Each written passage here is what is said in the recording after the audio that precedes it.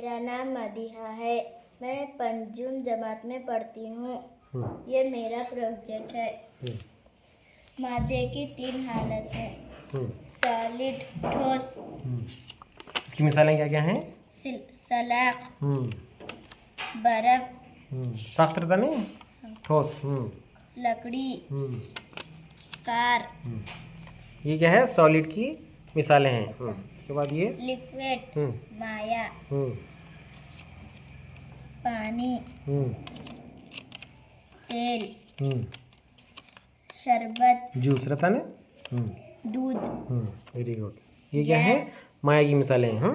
Gas, हाँ, धुआं, gas, last हवा। ये गुब्बारों में क्या भरी हुई थी? हवा। Very good.